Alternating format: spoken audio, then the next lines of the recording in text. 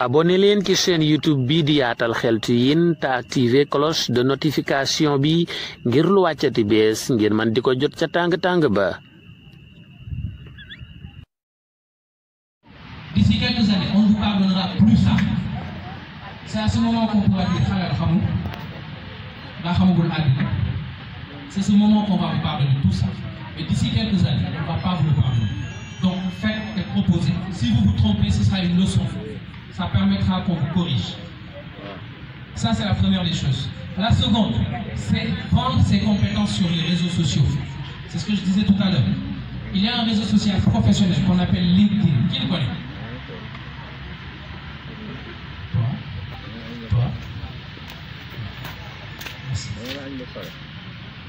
Je disais tout le temps aux développeurs que la meilleure façon de trouver un boulot, quand on est développeur, quand on produit des solutions, c'est d'aller montrer le cheminement qui nous a permis de produire la solution sur LinkedIn. Au début, ils me disaient, ouais, pourquoi me voir sur LinkedIn? C'est ça notre problème. C'est ça notre problème. On n'est pas dans une logique de partage.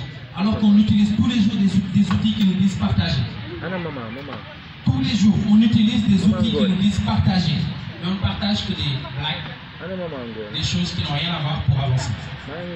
Par contre, quand tu prends un brief projet et que tu comprends c'est quoi le besoin du client, que tu commences à travailler dessus, que tu as un cheminement, et que tu partages ça, moi je suis recruteur, je vois ça, je me dis celui-là il sait travailler. Je te prends, je te contacte en inbox pour te proposer du boulot. Au lieu que mon équipe, il y a des outils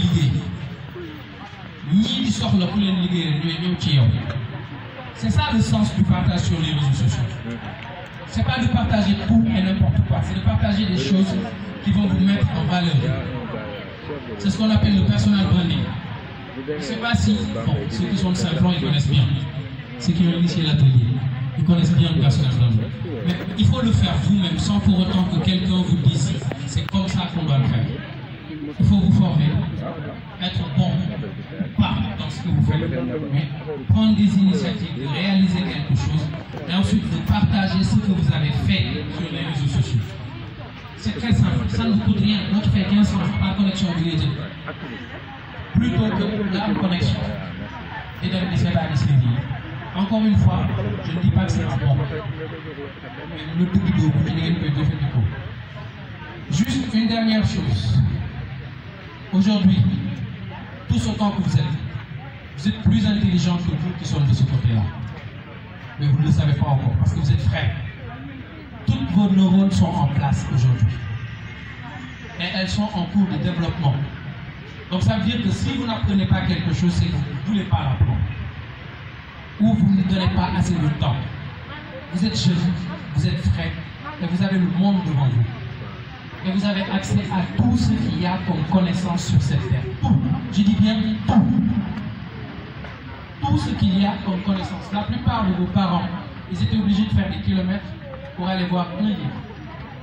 Vos références religieuses, aujourd'hui, tous catholiques, musulmans, tidianes, mourides, laïens, on a des références religieuses, n'est-ce pas? Elles faisaient des kilomètres pour aller prendre un livre. Pourquoi pas nous? Ils faisaient des kilomètres pour aller prendre un livre. Parfois même, ça ne fait même pas un livre. C'est 7 pages. Ils allaient chercher d'un pays à un autre pour venir s'en abreuver, le transformer et commencer à l'apprendre à d'autres. Alors que vous, aujourd'hui, vous avez la plus grande bibliothèque de tous les temps réunie, qui est accessible à votre poche. Mais excusez-moi du terme, mais vous en foutez. Vous êtes plus focus sur ce qui vous fait rire, sur des choses qui vous font pleurer. Il faut qu'on change ça. Une fois qu'on aura changé ça, il n'y a aucune personne qui va le faire à votre place. Même pas vos papas. Encore moins vos mamans. C'est à vous de faire ce qu'on appelle en français une introspection. Donc c'est à vous. Ok, là là il est tenu. Le timam l'a été avalé. Souvent mes connexions. Quand il prof bi am na lu mu expliquer classe wax na ba jeexal xamati dara ça vous arrive tous parfois ngeen wokkal lu wax kii la man sax xawma lu wax raw fu kenn poser question ngeen na ko soof Ok, sauf, mais moi au moins il va vers la connaissance. Si vous avez le complexe de lever la main pour dire monsieur, j'ai pas compris, demandez à Google.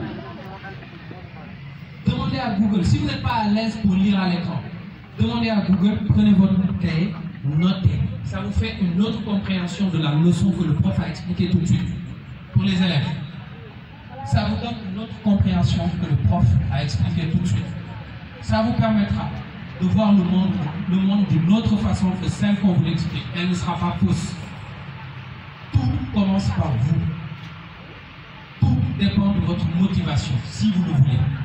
Xanaa ngeen bañ xanaa ngeen bañ gisuma fi kenn ku dul dégg ci yéen gisuma ko xanaa ngeen bañ. Merci beaucoup.